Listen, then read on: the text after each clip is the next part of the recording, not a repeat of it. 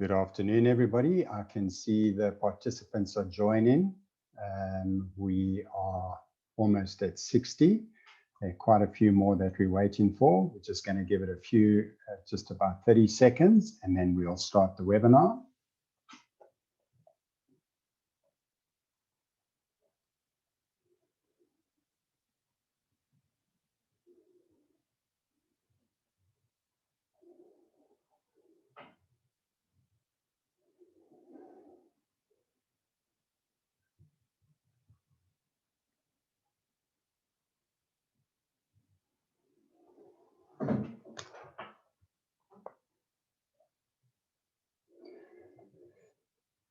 Okay, I think we can start.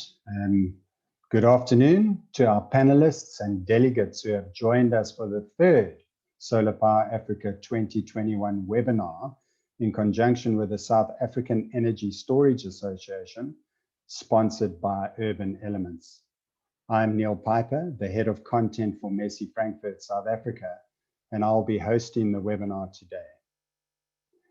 The webinar will be addressing extended producer responsibility with a broad theme transitioning from polluter pays to producer pays principle. And we have assembled a powerful lineup of speakers who will do their best to cover the subject in an hour and a half. I know that's going to be tough, but they've been practicing. They are ready for this. So let's get it done in an hour and a half.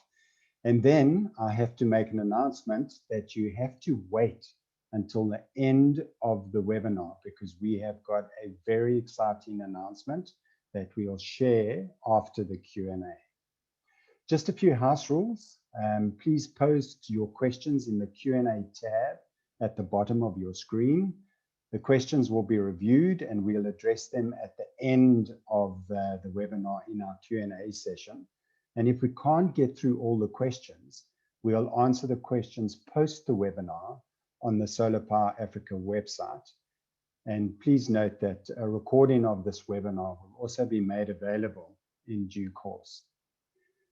It's now my pleasure, ladies and gentlemen, to welcome our esteemed panelists for today. They are Joanne Dean. She is a board member and spokesperson for the South African Energy Storage Association. Patricia Schroeder, the founder and director of Urban Elements. Michelle Govender, Chief Director, Hazardous Waste and Management Licensing at the Department of Forestry, Fisheries and the Environment. And last but by no means least, we've got Justine Sweet. She's a consultant of finance, real estate and projects related to the environment for Herbert Smith and Freehills. Welcome and thank you for your efforts in making today possible.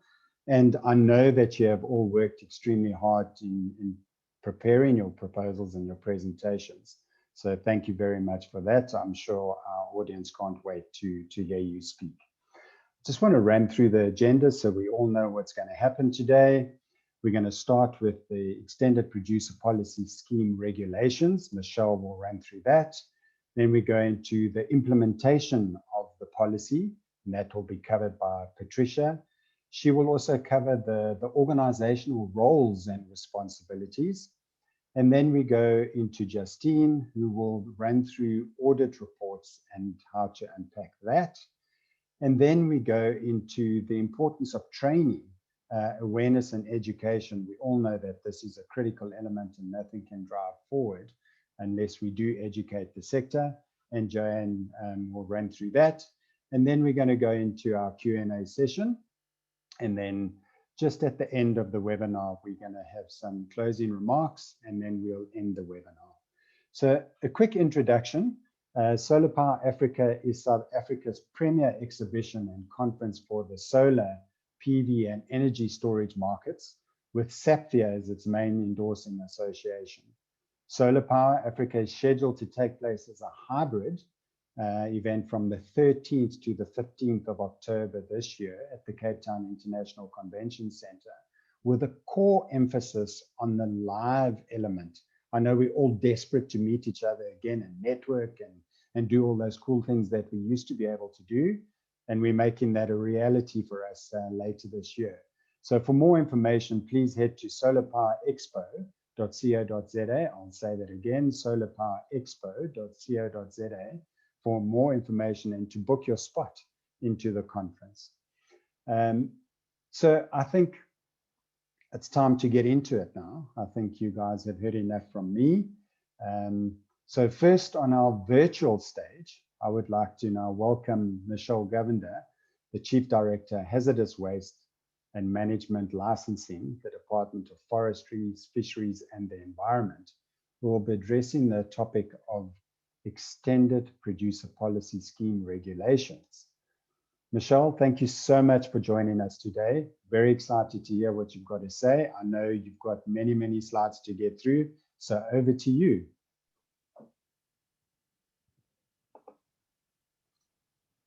Thank you, Neil.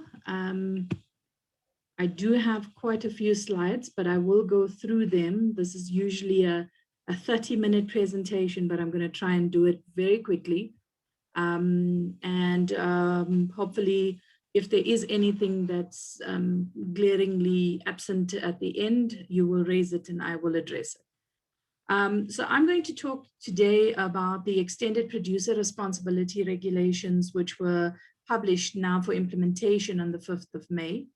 I'll just go through a very quick background. We go back on this issue to 2011, but I'm not going to go through all of the history. I'm just going to say that in December 2019, the department embarked on a process of implementing EPR for the country. What then ensued is extensive consultation, which resulted in EPR regulations being drafted and published on the 5th of May, 2021 for implementation, along with notices in terms of the electrical and electronic equipment sector, the lighting and paper and packaging. The content of the regulations is quite extensive. You will see 13 sections, and I'm not going to delve very deep into all of the sections. I'm going to highlight some of those issues that I think needs to be brought to the attention of the solar sector and renewables as a whole.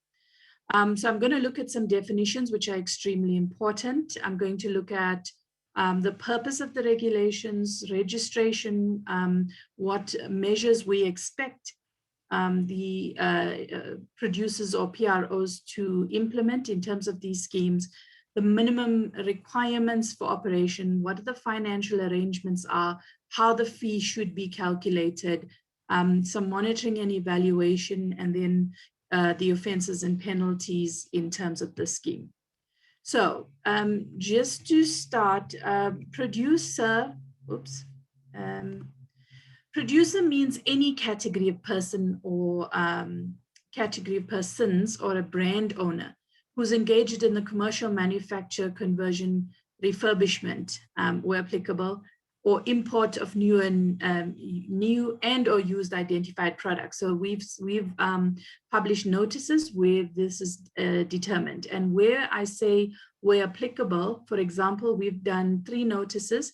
The paper and packaging, we cannot refurbish a plastic bag, so that will not apply in that sense. A producer responsibility organization means a not-for-profit organization who's established by producers, and they could actually then represent either individuals or collective producers. Importers are people that bring identified products or items that contain the identified products into the country from abroad, and they could actually be the ones putting them first onto the market for sale. The purpose of these regulations is firstly to provide a framework for the development of the EPR scheme and to ensure effective and efficient management of products at the end of its life, and also finally to encourage and enable circular economy initiatives in this space. Now, registration, existing producers and PROs must register by the 5th of November 2021, which is 6 months after the promulgation or publication of these regulations. New producers must register within 3 months of establishment, and registration is online. And from what I have been told with some of the people that have registered, the PROs, they have said it takes actually less than 10 minutes to complete. So I'm hoping that that is the case. And if there is a problem, I think we can deal with that as a department. Now, there are several measures we expect producers to do within these regulations. One is that the producer of a product or class of products must establish an EPR scheme, or join another EPR scheme, or appoint a PRO or a producer responsibility organization to establish the scheme for them. And I think the important character here that I wanted to mention is the entire value chain needs to be included in this scheme, and the producer must be responsible and accountable for the performance of that scheme. Some of the measures that we would be looking for in terms of the scheme is the conducting of life cycle assessments for products. This has been, I know, a point where there's been lots of to and fro and negotiating between the department and the industry. And what we have finally agreed that this would come into effect within 5 years of implementation of the scheme itself. And we are not going the full life cycle assessment route, but we were looking at the focus areas of minimization of material, designing of the product to facilitate reuse, recycling, or recovery, without obviously compromising the functionality of the product, and reduction of the toxicity of this, environmental toxicity of the waste that arises from this material. What we want and what our focus is here is to develop a broad-based Black economic empowerment transformation charter with targets. We want special focus on women, youth, and people living with disabilities. We, in instances, for example, on the notice, we're looking at mandatory take-back schemes, and we're also looking at and expect environmental labels, but that as well, not immediately, but within 3 years of implementation. Okay, so this is what the producer responsibility organization needs to do. They must develop and maintain a system to collect the fees. They must maintain a register of its members, conduct internal and external financial audits, and the external audits be submitted to the department within 60 days of completion. And what we're saying here is that external audit will be loaded onto the Waste Information Center for public access. We will expect that there is collection, recording, management of data, and reporting of that data to the South African Waste Information System. We expect that the PROs and the producers would contract services to the downstream value chain, and that those processes are actually fair and transparent. The producer that establishes and implements their own scheme must allocate funding for implementation of that scheme, must do the same, conduct internal and external financial audits, and maintain data and report it onto SAWIS. What we want from both the PROs and producers is they must cooperate with municipalities where applicable within 3 years of implementation. And the intention there is to recover as much waste from the municipal, or much product from the municipal waste stream as possible, and include the integration of the informal waste collectors, reclaimers, and pickers into this post-consumer value chain. We want there to be secondary markets developed, because if there isn't secondary markets and if there isn't a demand for the recycled product, what's going to happen is we're going to have export, or we're going to have a lot of this land ending up on landfill sites. And this is the whole point of the regulation, is to divert this away from landfill. We're encouraging and we expect that the PROs and producers will utilize new and existing infrastructure across, in a collaborative manner across schemes, so that we get the maximum amount of waste being collected. We also expect that there will be an environmental service fee that will be developed by November 2022 to compensate the informal sector for that environmental service that they provide. And again, transformation is really huge on these regulations. So in terms of the fee itself, when you've got a scheme that's run by a PRO, the PRO together with its members determines that fee and then applies that fee proportionally to all members based on the identified products placed on the market. What we're saying is that fee must be publicly available on the website. And what we have done is we've limited the admin cost of any EPR scheme administered by a PRO to be limited to salaries, overhead costs, and IT and systems. We've also said that in terms of these administration costs, they will be limited to 20% of the revenue collected in the first year. It will be reduced to 15% in the second year and 12% in the third year, after which the department and the PROs will then determine how we move forward.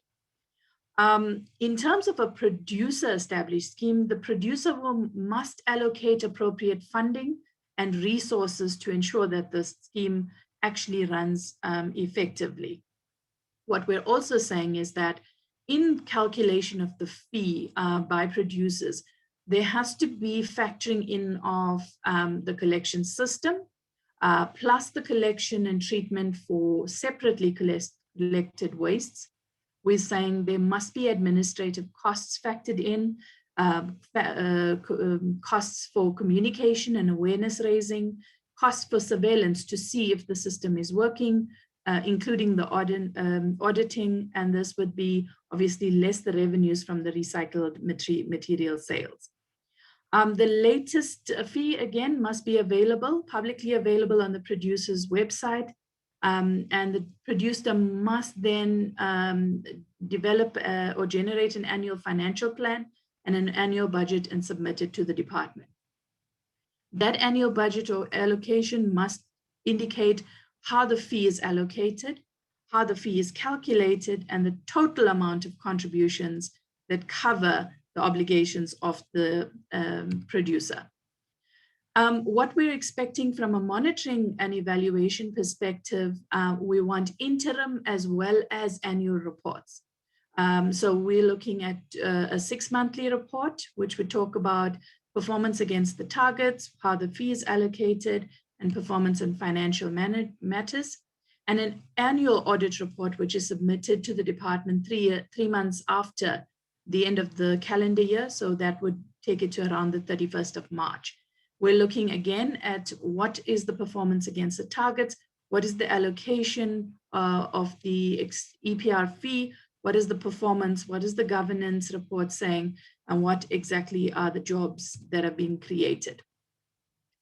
The reporting that is required in terms of SAWAs that I mentioned earlier, we need to know how much of product is placed on the market, how much is collected, how much is diverted away from landfill, what is exported, what is landfilled, and what jobs are created in this process. In terms of the review, we have as a department, factored in a 5-year review period within the regulations. However, based on the performance, the department can at any time review the EPR scheme, and the PROs or producers can actually come to the department for an earlier review if there is non-achievement of targets or even overachievement of targets. There is that ability or to communicate with the department. The offences, a person commits an offence if it contravenes or fails to comply with all of these regulations. So if you fail to register, it's an offence. If you fail to implement the measures, it's an offence. If you fail to monitor and report on these monitoring, it's an offence. If you fail to review, it's an offence. So these are the offences. It's quite elaborate. That's all I'm going to say on this one. On the last slide, or second last slide, I want to indicate that the penalties here is that if a person, a juristic person we're talking about here, is convicted of an offense under these regulations, that person will be liable to imprisonment for a period not exceeding 15 years, an appropriate fine, or both a fine and imprisonment. A registered producer who doesn't comply with these regulations may have their registration revoked and be compelled to join another scheme. And a registered PRO that does not comply may have their registration revoked. Finally, with the regulations that were published, we published 3 notices, but I'll focus only on the e-notice for now. What we did is we added the terminology for refurbishment, or the definition of refurbishment, which basically means to restore old products to a working condition and must be available for reuse, and which restores its original function. We have, as I indicated earlier, we've included mandatory take-back of identified products at the end of life, and this must be implemented within 1 year of the date of implementation of an EPR scheme, and it's for the following goods: batteries, electrical goods, electronic consumer goods, and electronic industrial goods. Thank you very much for your attention, and I'll be looking forward to questions later on. Thank you so much, Michelle. Taking a 30-minute presentation, condensing it into 12 minutes. I think you can breathe now, but well done. That was really insightful. And our next speaker, ladies and gentlemen, I just want to share my screen here so you can all see. Let's just go there. Covering the topic of extended producer policy scheme implementation is Patricia Schroeder. She's also going to be talking about the roles and responsibilities of organizations. And Patricia is the founder and director of Urban Elements. Welcome, Patricia, and over to you.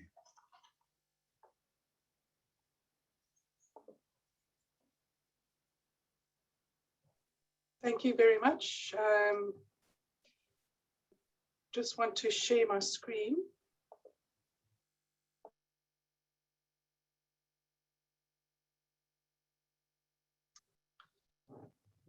Okay. Thank you very much for that introduction, Neil. I also have a lot of information to cover, and I'm going to cover the most important points at a very high level. Due to time constraints, there is still a lot of detail, but that we can address to anybody that has any detailed questions after the webinar, or at any time after today. So I'm going to start with a very brief introduction to the EPR legislation, which Michelle covered in more detail, but I want to make a distinction for understanding, for the audience to understand. So there are 2 types of, there's one main regulation and then sector notices, which are specific to the sector which it applies to. So the overall EPR regulations are applicable to all sectors within South Africa, and it provides the framework for all Section 18 EPR schemes. And it also lists the minimum requirements for EPR schemes and PROs to operate. And then the separate sector notices that were published on the 5th of November 2020 for the 5th of May 2021 implementation, those notices are specific to the various sectors. As Michelle pointed out, paper and packaging, lighting, and then the electrical and electronic equipment sector, which is applicable in this case. So the notice will detail how implementation will be done. It details the products and class of products identified, and it also sets the targets. Something else I just want to bring to everyone's attention that comes into effect this year on the 23rd of August 2021 is the landfill restriction for all waste electrical and electronic equipment and batteries of all types. They will be restricted from landfill as of the 22nd of August this year. Then moving on to the notice, I'm going to focus now on the notice part. Identified products means products that are identified in terms of Section 18(1)(a) of the Act and are published in the government gazette, and they fall under the mandatory take-back products. And I've taken an extract out of the notice, the EE notice, which is Section 4.1, and extended producer responsibility applies to the following identified products or class of products. So you'll see there's large equipment that has any external dimension more than 100 centimeters. The medium equipment, which is any external dimension between 50 and 100 centimeters. And then small equipment, which is no external dimension more than 50 centimeters. And of course, batteries. Further on the EE notice, there's the targets for electrical and electronic waste. And this is a 5-year target that has been set to increase every year over a 5-year period. And you can see the targets there is detailed in tons. For the first year, 36,000 tons, 47,000 tons, and so on. Obviously, these targets will be reviewed annually to ensure that they're realistic, and if there are any improvements or any other implementations or any other issues that can be addressed during the first years of operation. Right, so who is obligated? This picture I got courtesy of one of the PROs.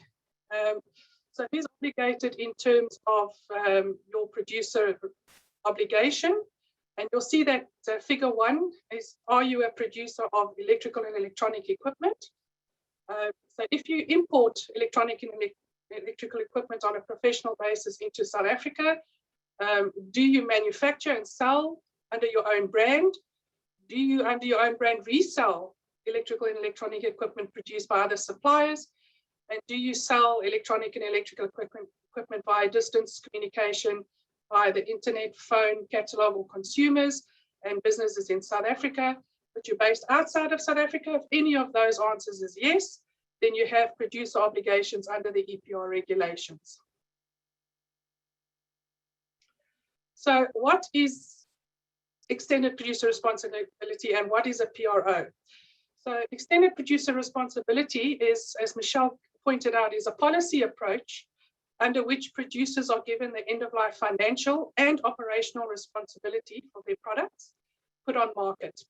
This mainly involves a take-back scheme of post-consumer products for the collection, transportation, repair, refurbishment, management, and treatment. And the assigning of these responsibilities could in principle provide incentives to prevent waste going to landfill, promote environmental protection, and support the achievement of consumer recycling and materials management goals. It also further extends to beneficiation opportunities, innovation, skills development, and job creation.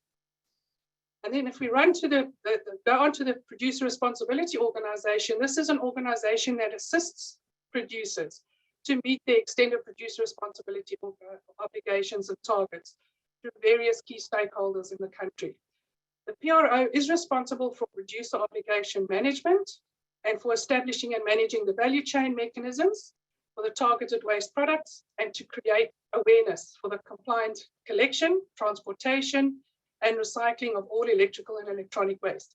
And as you can see, the image there, the PRO is central to all of these activities.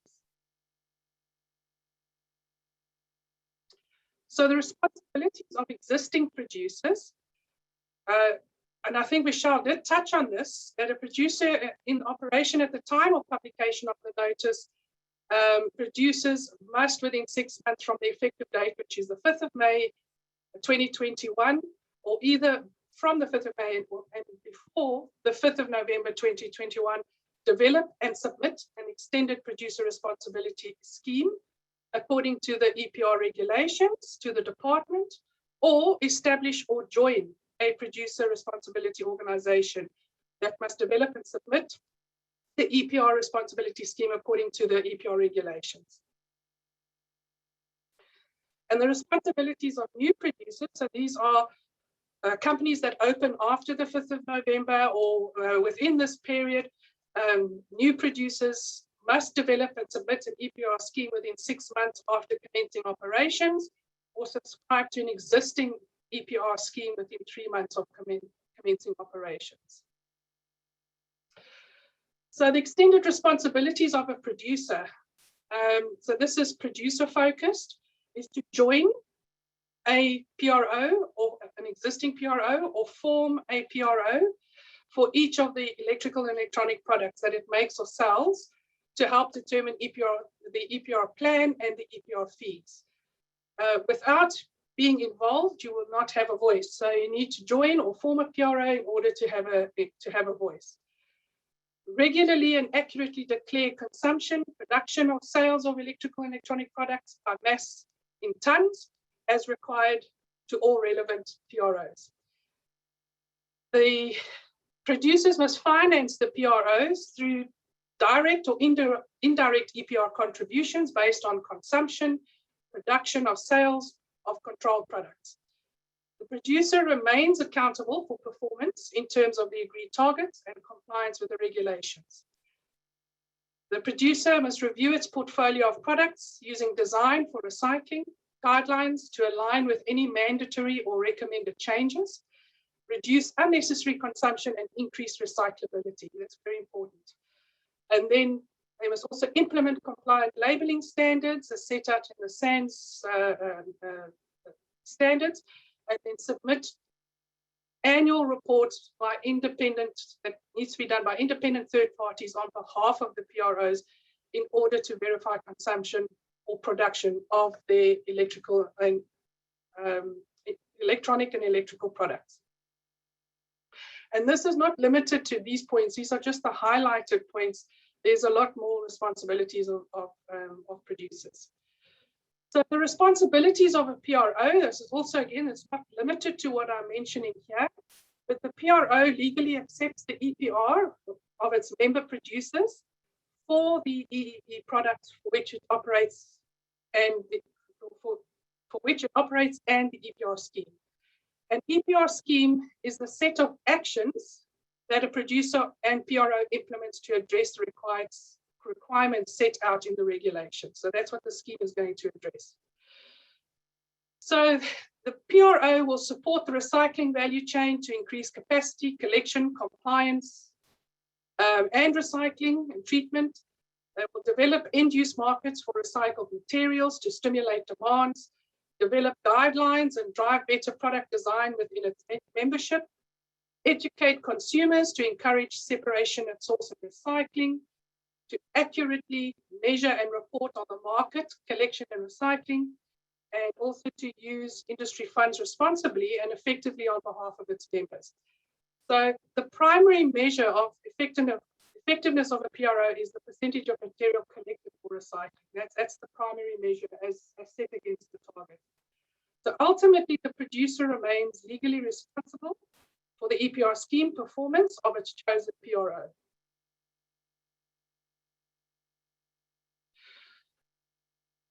This is recommended for PROs to implement what is termed the all actors approach.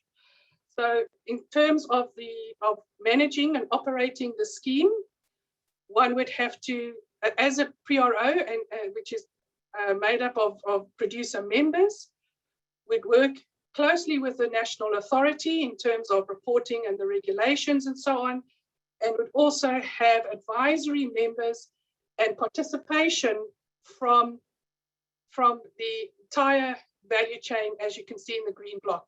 So that would include municipalities, retailers and distributors, consumers, collectors, transporters, and treatment facilities and recyclers. So it is really, really important that the all actors approach is implemented for this to be successful and for it to work. So in summary, the PRO will have a vital role in assisting the producers to identify shared constraints and synergistic opportunities. Along with the stronger collaboration across the value chain, a mindset shift will be needed not only for legislative compliance, but also for the benefit of the consumer and the environment. Intensive consumer awareness campaigns also help to drive behavior change. And the EPR will see an investment in the collection and treatment infrastructure, providing a concerted recovery effort and recovery of reusable resources. And EPR will be about the journey, not the destination, and you cannot go it alone. And that's it from me. Thank you very much, Neil. Thank you so much, Patricia. Well done. I know, I'm sure everybody was sitting there frantically taking notes, but don't stress. We will share the video with everybody post the event, so you don't have to worry too much. I know there was a lot that Patricia unpacked now, but yeah, Patricia, can you stop sharing? Thank you. I'm just going to share my screen quickly. There we go. And on that note, it's now my pleasure to welcome and introduce Justine Sweet, a consultant of finance, real estate and projects, environment focused for Herbert Smith Freehills. Justine, welcome, and over to you. Enjoy. Many thanks indeed, Neil. I'm hoping I'm getting this right. There we are.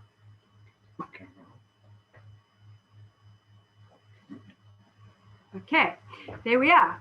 So good afternoon, everybody, and thank you very much for joining indeed. I think to some extent, some of these topics have been covered, but I'd like to go into them in a little bit more detail. The first thing that I think is important to understand from an audit perspective is why we do audits, because in my experience, most clients roll their eyes when they know that they have to do an audit and they consider it time consuming and a kind of tick box exercise approach.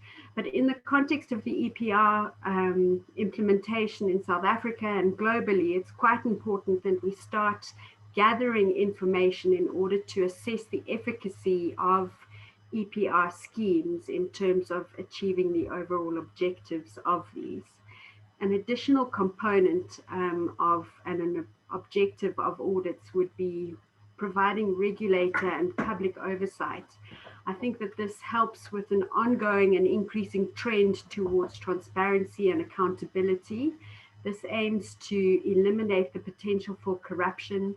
And I would hope that by providing for extensive auditing and performance requirements assessments like they have in these regulations, we might prevent similar scenarios to like what happened with REDISA in terms of the industry waste management plan that was applicable to them, and which was the predecessor, or industry waste management plans were originally the idea to be used for regulating products that are being regulated under the EPR scheme at this stage. I think they're also important to note from the fact that they facilitate and improve compliance, particularly because all parties have oversight of what's going on. It supports enforcement, in my view, and reduces the burden on enforcement officials and the department, particularly because in theory, they are presented with a report which has been prepared by an independent party. It enables regulatory and system efficacy tracking, and in my view, particularly will be useful in informing the 5-year annual review of the regulations and the schemes which the department has committed to in terms of the regulations. And it may also assist in preventing free riding. And for those that don't necessarily understand that concept, it's those who are enjoying the benefits of participating in an EPR scheme, but don't necessarily commit to undertaking any of the activities and expenditure that one would expect them to have done. So just in terms of a summary of the various audits, monitoring and evaluation requirements contemplated in the EPR regulations, you'll see that there are a number of both internal and external audit requirements. From a financial perspective, we call those audits, and then under the more general audit requirement, I would consider the interim performance report that assesses the individual targets. Again, those would be ordinarily the targets which are specified in the notices which Patricia referred to, but also they contain more details and would require assessment of other components. I'll deal with those in a second. There is obviously also an obligation on parties to record and report. This helps with documenting and creating a database from which to assess the efficacy of the overall EPR scheme in the country and hopefully globally as well. There is also an opportunity for regulator verification audits. That's very much aligned with many of the audit requirements which are imposed in other environmental laws. And it does provide an opportunity for the department to intervene where there are concerns, for example, with the level of independence of the particular auditor. So just in terms of understanding from a content requirement, it goes without saying that it will be informed by the particular content of the regulations. And I would assume that one will always inevitably assess compliance with the particular regulation to which the audit or performance assessment relates. The unfortunate thing is that the only performance audit report that is given clear guidance on what the content must be is the annual external audit report, and that speaks to a breakdown of the allocation of the extended producer responsibility fees. That will obviously be based on the net cost recoveries, the performance on all finance matters, and from my perspective, that would look at whether or not you have complied with your internal and external financial auditing requirements, and whether the setting of fees has complied with the minimum requirements for setting those fees, and whether or not it's fair or excessive, etc. Performance on governance. This will be an assessment, presumably, of compliance with the Companies Act. That's in accordance with Regulation 11. I would assume also assessing whether or not the register and record keeping requirements are being met. Note also that there is an obligation for directors to be appointed from within the members of the particular PRO. And the number of jobs created is also aligned with one of the overall objectives of the EPR regulations within the South African context. And again, that then speaks to the NDP that's been published by our government. So in terms of the audit requirements itself, just some guidance from my perspective. I would recommend that if you are going to have to conduct an audit, and bearing in mind that this is a fairly long way down the road, we still have to actually establish the EPRs and the schemes, etc. Well, not the EPRs, the schemes, the PROs, etc. I would suggest preparing a clear scope of work for your auditors. And in this regard, I would look particularly at Regulation 8.1 and perhaps look to something like Regulation 34 of the Environmental Impact Assessment Regulations for guidance on what content should be incorporated into the audit report itself. There's also no clear guidance on the qualifications and expertise of the particular auditor. I would recommend requiring that they at least have appropriate auditing experience and an understanding of the waste management sector and the regulations themselves. And lastly, they must be independent. Again, I would defer to the definition of independence in the EIA regulations for guidance. And that specifically says that if you are appointing an auditor, or in the EIA regulation context, an environmental assessment practitioner, that the EAP has no business, financial, personal, or other interest in the activity or application. And that would presumably be in relation to the particular scheme that is being audited, and that there are no circumstances that compromise the objectivity of that particular person in performing the work. It does specifically exclude the fact that auditors will be required to be remunerated for their work, and that they may receive fair remuneration from that. I know that Michelle spoke to the offences specifically, but I thought it would be useful to refer to the fact that there is an offence in terms of the Waste Act itself and also in terms of the regulations, and those relate specifically to the fact that a failure to comply with the auditing, record keeping requirements are offences themselves. It'll be interesting to see whether these offences actually ultimately become Schedule 3 offences, which are those offences which impact on people directly and individually. So that's all from my side, and hopefully short and sweet, like my surname, and we can catch up on some time. Thank you.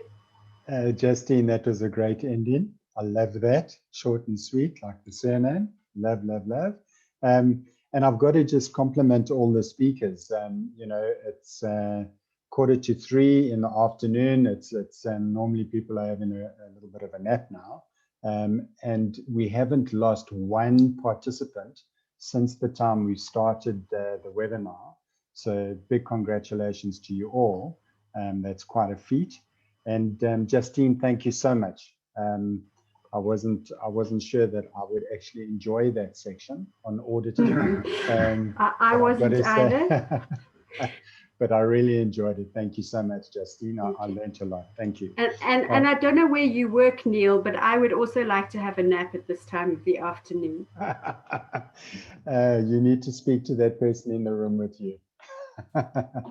Okay, and now, ladies and gentlemen, to address the importance of training and education, it's my pleasure to welcome Joanne Dean from CIESA. She's the board member and spokesperson. Joe, you've been waiting in the wings.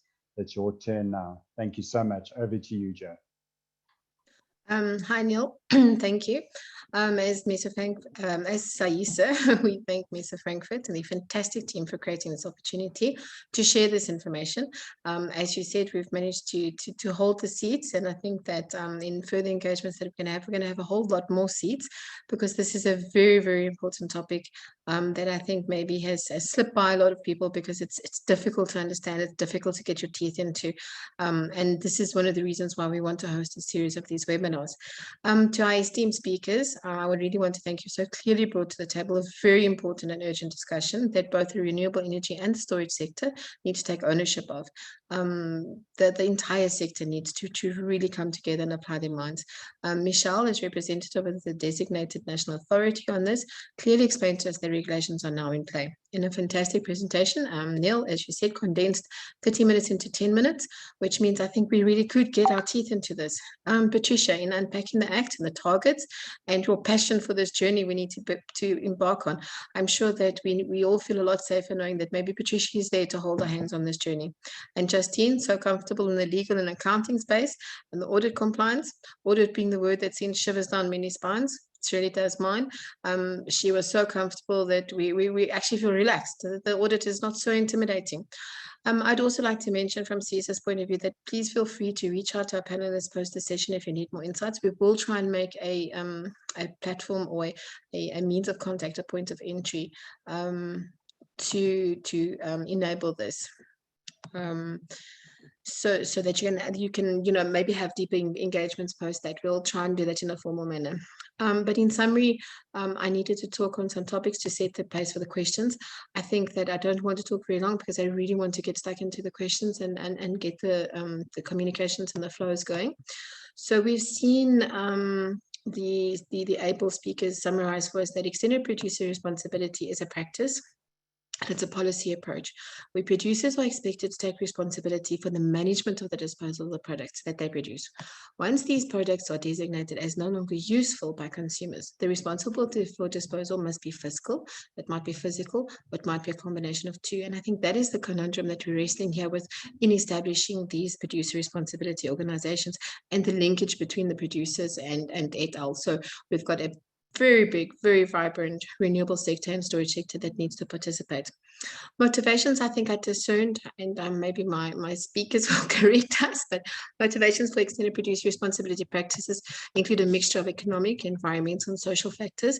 The extended producer responsibility shifts the economic burden from the cost of disposal from government more to the producer of the product where it really should be. And within an environmental context, products must be designed for recyclability. We need extended producer responsibility encouraging design, maybe redesign for recycling, and discouraging use of toxic components. I think it's going to drive us to looking at, what should we replace and how can we change in the products. Finally, I think the extended producer responsibility, I'm going to call it EPR from now on. It's quite a mouthful and a tongue twister. I'm sure this meets increasing consumer demand for environmentally friendly products that can easily be recycled. We're all very, very aware of the green supply chain. We're all very aware of decarbonization issues. And we want to see maybe products that are manufactured using recycled content. Extended producer responsibility is a product photo strategy that encourages environmentally friendly design and disposal projects through transfer of the responsibility to the product producers. On the basis of this, it is obvious that the EPR is really extremely relevant to what I'm very passionate about, which is the circular economy policy. And it's one of those other discussions that are on many platforms seeking to contribute to sustainable materials management. And it's a big driver globally, and we are already feeling the effects in South Africa as we start looking for deeper dives into circular economies.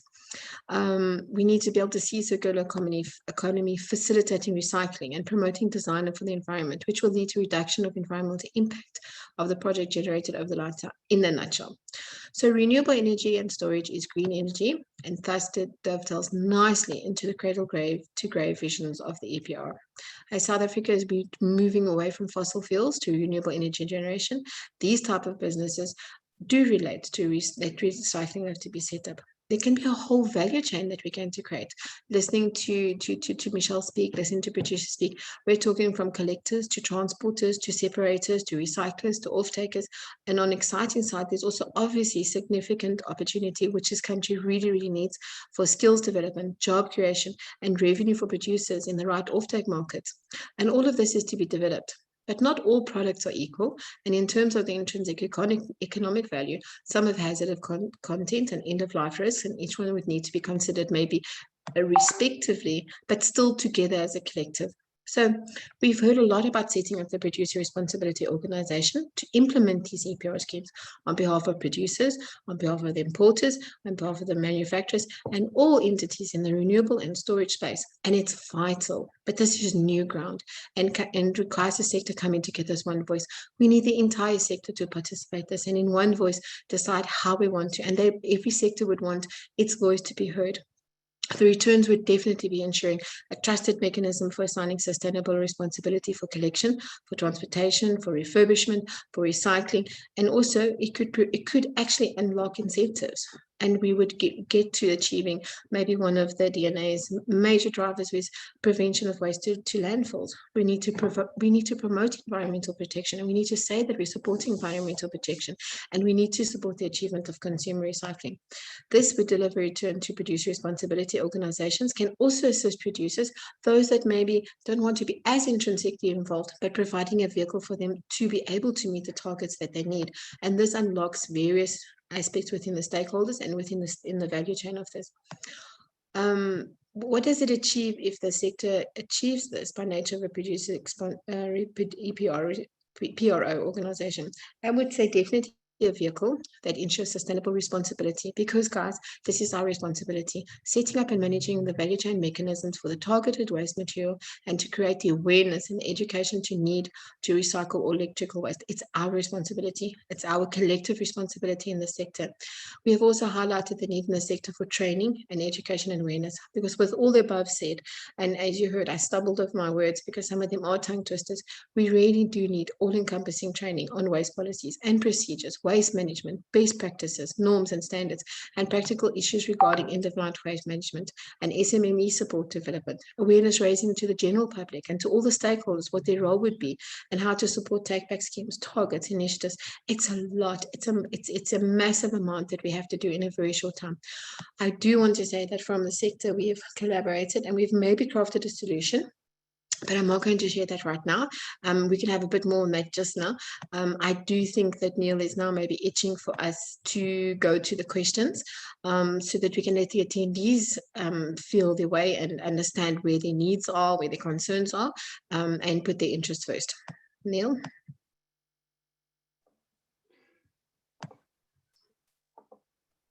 Thanks, Joe. That was great. Yeah, I think it is that time for Q&A now. As I mentioned earlier, what's going to happen is Joanne has been moderating the questions that have been coming in. So if I can ask the panelists just to turn their cameras on now, and Joanne will pose the relevant question to the panelist. So Joe, on that note, should we get cracking? We've actually allocated quite a bit of time for questions, so we don't need to rush it. So thank you very much. Over to you. Okay, great. Thank you so much, Neil. Let me see, who can we start with? I think maybe in the order that we spoke. Michelle, one of the questions towards yourself. Is my understanding correct that if a company has products listed in the sector-specific regulations and elects not to develop its own EPR scheme, the company might join a suitable EPR scheme? Thanks, Joanne, and thanks for the question. So the simple answer to that is yes. You are not obliged as a producer to enter into and develop and implement your own scheme. If that is not the way you intend to go, that is completely fine.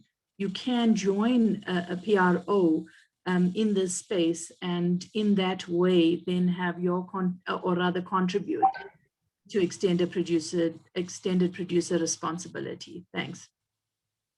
Thank you, Michelle.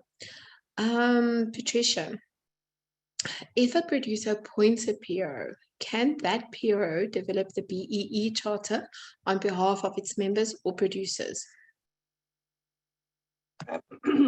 Yes, so it can develop the BEE charter on behalf of that sector. Yes, so on behalf of producers, most definitely.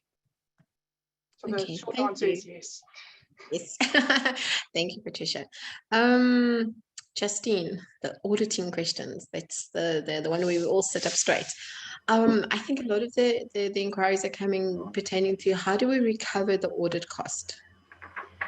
So I think government has been quite clever in this, because a lot of objections that I would foresee is that auditing can be expensive. But what they have done is, if I understand correctly, they have specifically said that the cost should be incorporated into the extended producer responsibility fee. I think that's captured in Regulation 7. Michelle, unfortunately, I see you nodding your head. I feel like you're my teacher. Yes, definitely. You've got that one 100%. You know, it has to be factored in to the EPR fee. So I didn't go into a hell of a lot of detail into what that EPR fee would entail, but I think if you and the audience can look at the regulations themselves, it gives a lot more detail. But I think the simple answer is yes, definitely already captured in there. Thanks. Okay, I'm going to go to the next one. So Michelle, don't run away. Not that you can, we have you captured here. I'm just reading very quickly on the screen, but I think the two go into each other. So I'm going to pose them to you. It says, where could we find the definition of distant communication sales under which a company would fall under the producer responsibility? In EU, distant communication sales is mainly defined as sales through a web shop. And then they added on to this. I'll ask the question because the regulations do not list, for example, okay, this is not in the renewable space, but it is important for extended producer responsibility in other products, so I will allow it. Do not list tobacco products or cigarettes, whereas other products like newspaper, beers, wines, etc. have been explicitly listed as products that is compliant to the EPR regulations.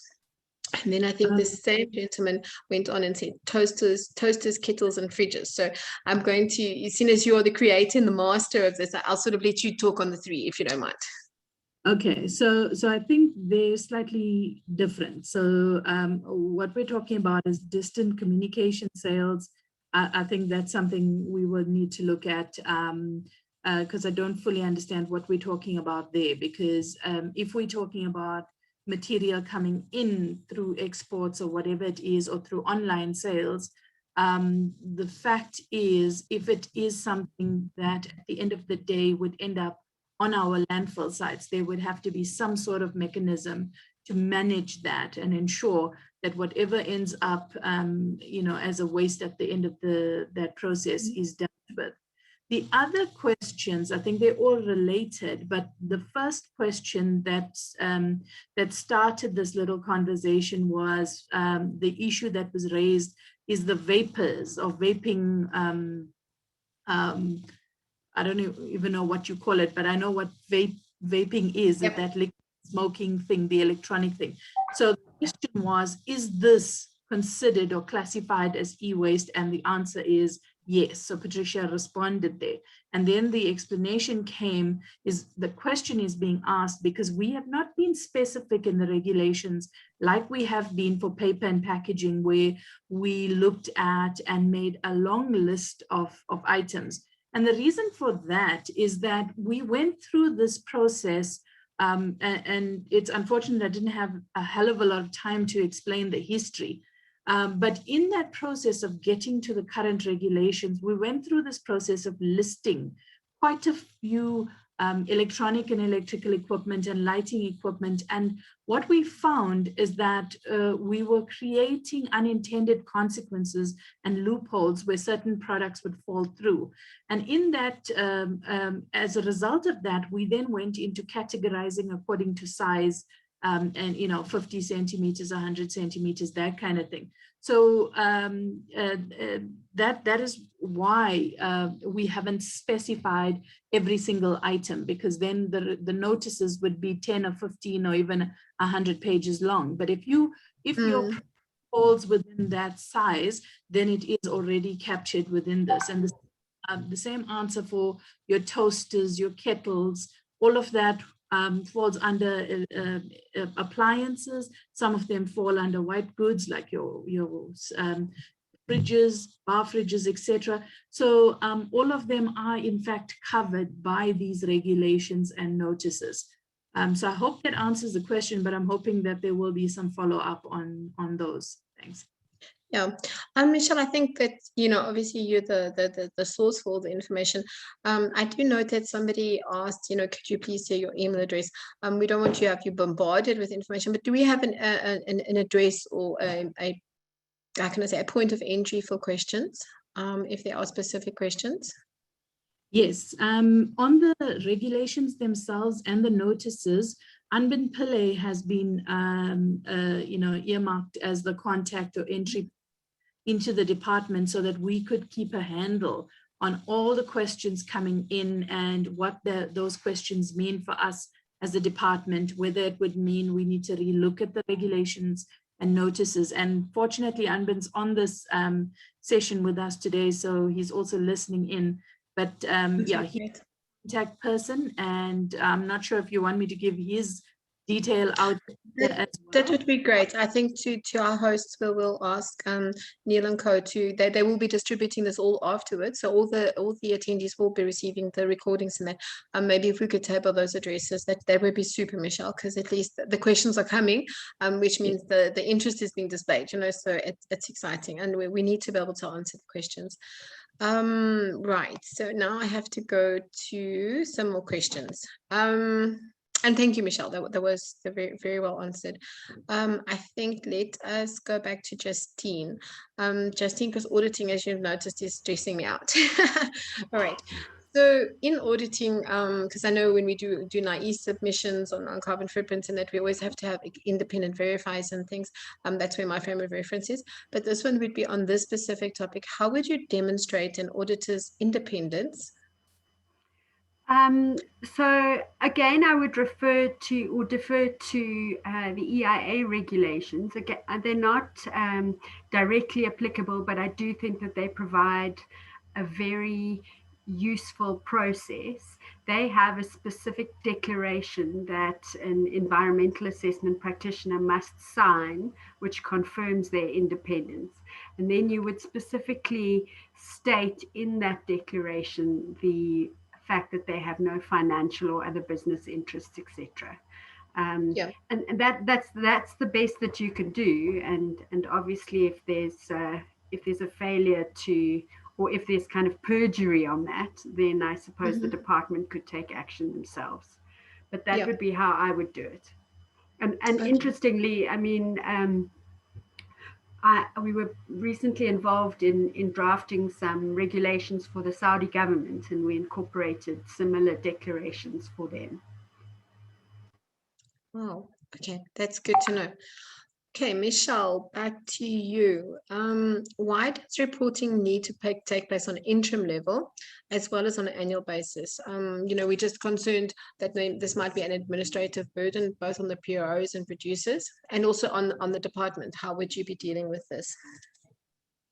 Thanks for that, Joanne. So yes, it has been perceived that this is a burden, but I think past experience has shown us that if we're not on top of this, we're going to get schemes falling apart.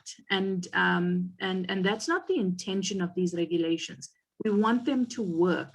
And so if we want them to work, we've got to work hand in glove with industry to ensure that all of this, the issues, are being addressed. So if we only audit a scheme or program that's running, it's quite late at that point in time to rectify something or put plans in place to get the PROs or producers up and running again or in compliance.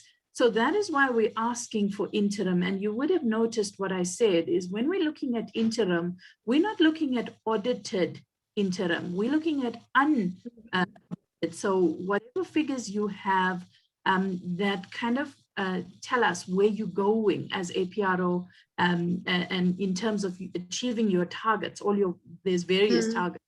At that stage, we can do something. We can work together with the PRO or the producer and resolve this. But if we leave it for too long, it's going to be quite difficult to catch up. So that's why we're saying interim reporting on a 6-monthly basis, and then the annual reporting, so that we don't have a situation where things fall through the cracks and then the scheme and the system falls apart. So that's our intention. Thanks.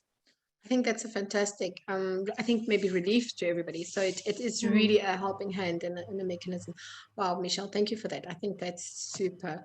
Patricia, a lot of people are concerned and wanting to understand about the fees. If you would maybe explain to us a little bit about how the EPR fees would be determined, maybe a bit more in depth on what an EPRE fee is. And then also maybe, I see some of the questions, what is the intention behind the ERP being publicly available? If you could maybe cover those two for me. And Michelle can also jump in if there's something you feel unsure about.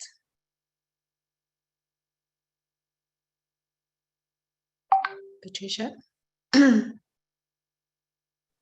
Apologies, I was still muted.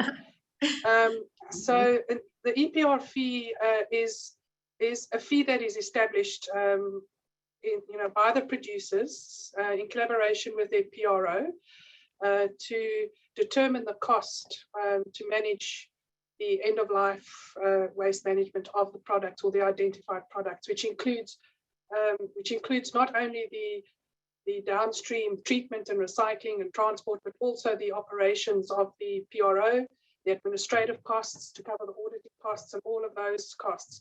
So the upstream and downstream costs. And the EPR fee would need to be determined with input and participation from the producers. There needs to be an understanding about the data behind their products that they import or put on market. The volume, the type, it needs to fall into, be categorized, and the different categories would then need to be separated, and an EPR fee established accordingly.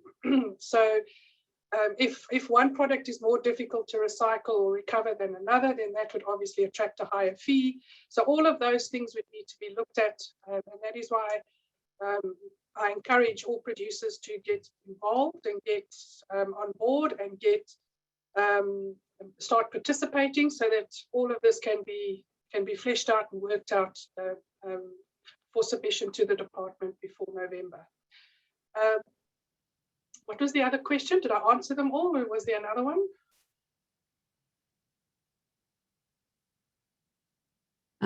Yeah, maybe I must jump in here, Patricia.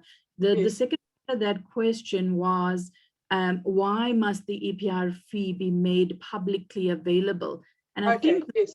Yeah, maybe if you want to touch on that. I think you're the best person to do that.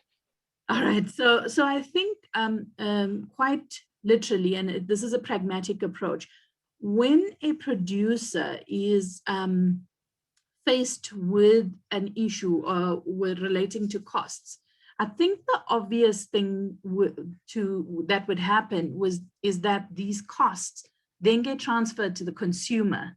And for us wanting to have the EPR fee publicly available and an indication of how it is allocated, how it is broken down, gives us an idea as well that the consumer is not paying for this unduly, that it's a reasonable part of the fee that's transferred to them. So if that is not publicly available, then we don't have that ability to monitor that and ensure that the consumer is protected. So that's the simple answer for why we want to see what is happening with the EPR fee, how is it allocated, and who actually pays for the fee in the long run. Thanks. It's very transparent and well presented. Thank you, Michelle. So I think while you have your speaker off or your mic on, or I would like to sort of wrap two questions together for you, because we've now said that the understanding is correct. A company that has products listed in a sector-specific regulations, but elects not to develop its own EPR scheme, that company can join a suitable EPR scheme. Am I right? And then I would like to join to that is that from the department's point of view, these EPR schemes, are they then subjected to approval by your department, and how, to what intensity? Okay, so the answer to the first question is yes, and I think I answered that a little earlier. But the second part of this is you would have, if you've gone through the regulations, the audience, you would see that we don't approve the scheme, and hence the criteria-based way we've developed or crafted the regulations, which basically says if you meet all of the criteria within the regulations, that your scheme actually is a proper EPR scheme. So we would not approve the scheme, but we have requested or we have obliged producers and or PROs, depending on who's going to be implementing the scheme, to submit to the department an indication of exactly what your scheme is made up of, or who it's made up of, how is it going to operate, what are you going to do, how are you going to meet all of those measures under Regulation 5, how are you going to report. All of those things needs to be factored in, almost like a business plan. This is how the scheme is going to operate. And we will look at that, and we will then, as a department, although we won't give you physical approval saying your EPR scheme is approved, we will indicate, yes, you meet the criteria, and hence, in accordance with the regulations, you are a bona fide EPR scheme. So that's our thinking on that particular aspect, Joe. Thanks.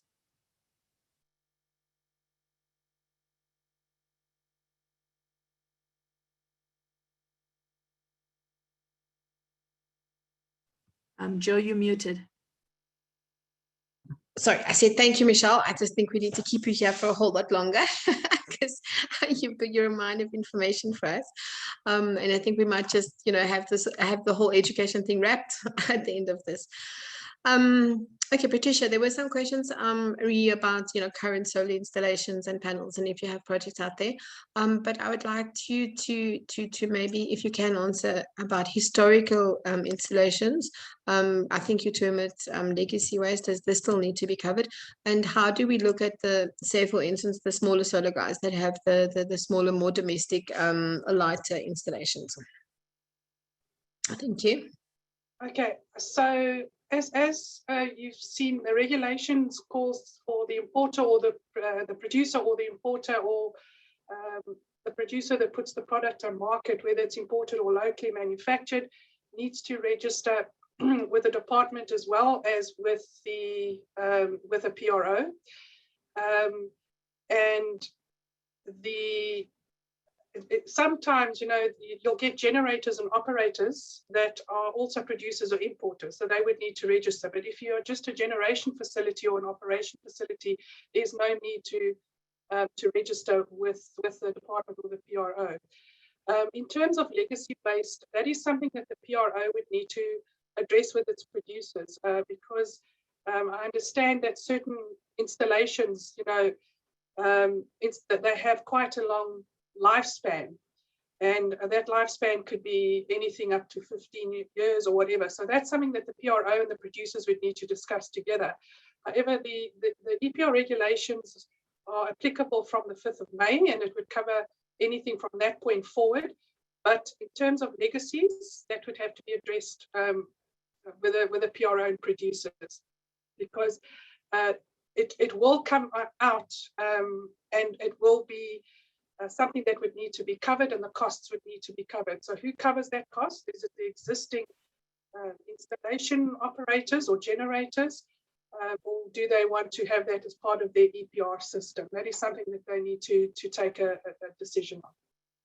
Sure. Yes, that's an important discussion, because I think it spills into the next question about, I know we have unpacked about the EPR fee, but maybe just once again, how it covers refurbishment or recovery. If you could chat to us from that, Patricia. Sorry, can you just repeat that? I lost you for a second. My apologies. I'm saying thank you for that answer, and I think maybe we have unpacked the EPR fee, but the EPR fee is maybe the important sort of nub in the rope here. So maybe you can just unpack again a little bit about the fee, also and that it does cover refurbishment or recovery. Yes. So the EPR fee would need to cover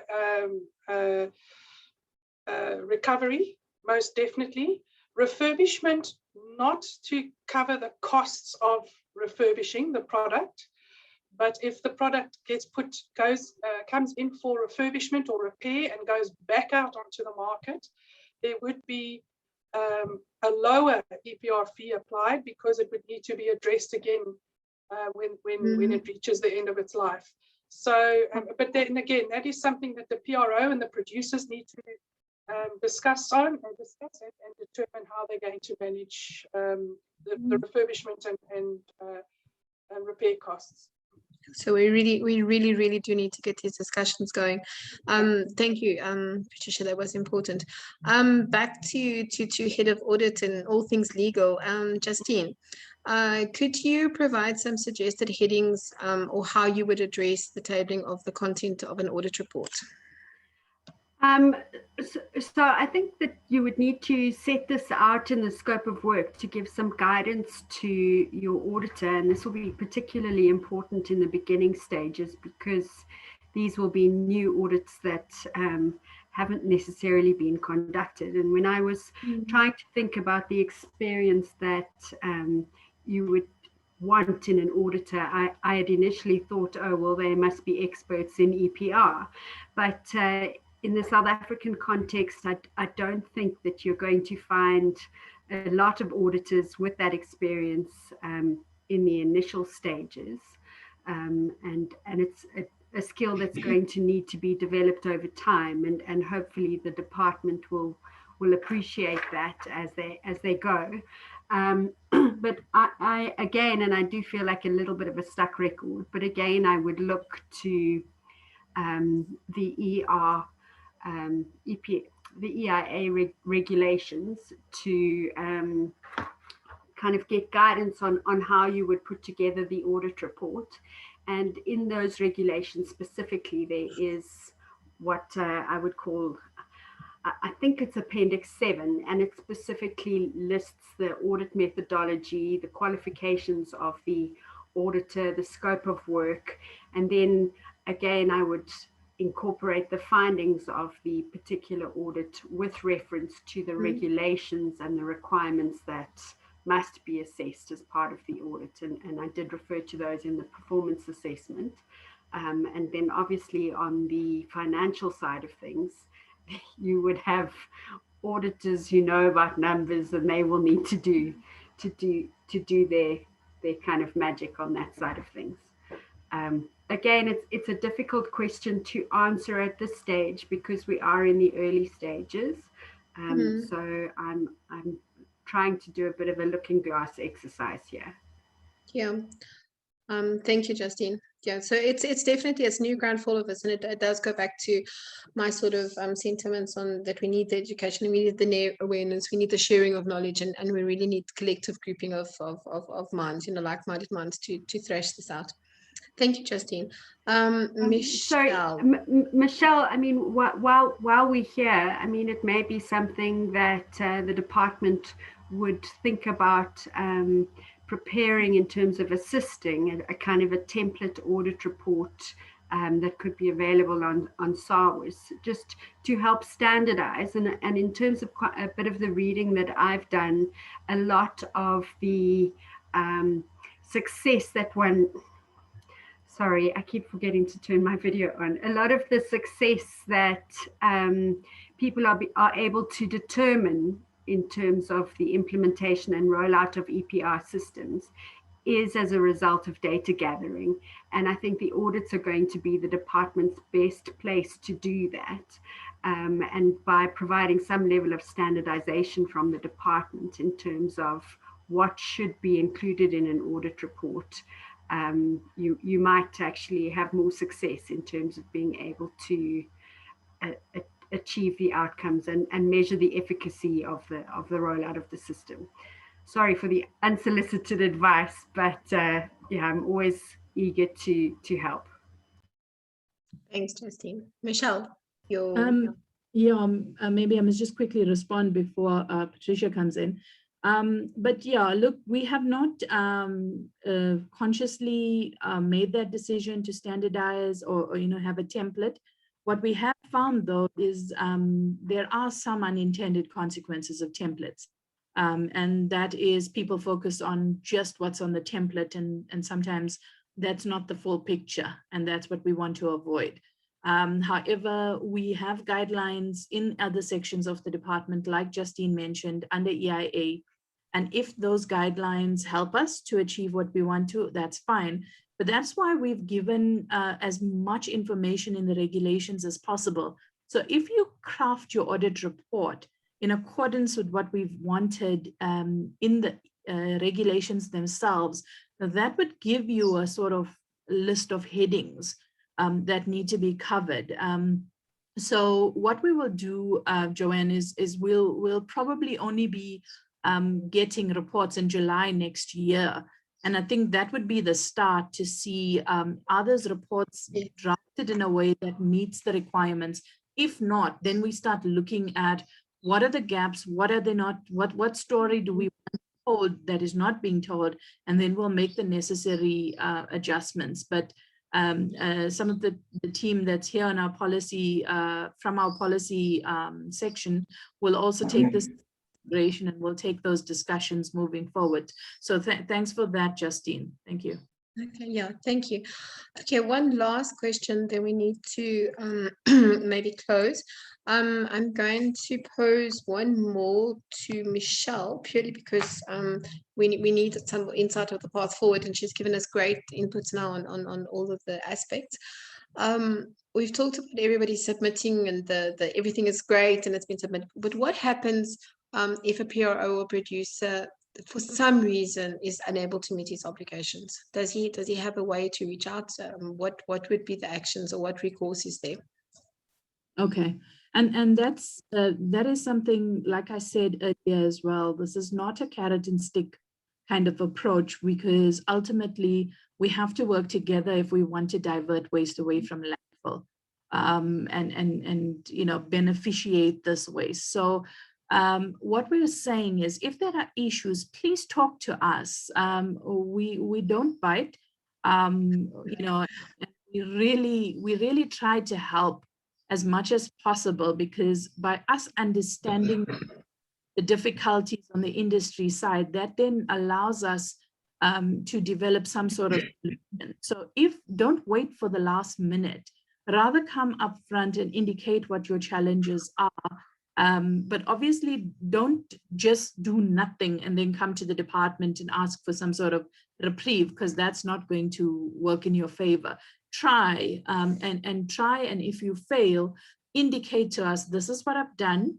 I have tried, I have failed because of 1, 2, and 3. And in that, we can get to the bottom of it together and resolve the issue. So I'm saying, please approach the department, talk to us. You guys have worked with us.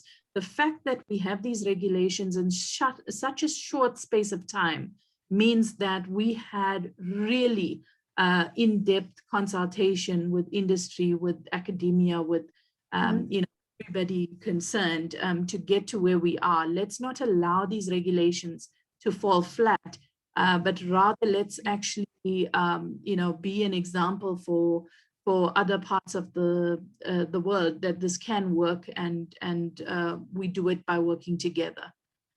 Thanks. That's it. Yeah, the working together. Well, ladies, thank you. You have really been awesome.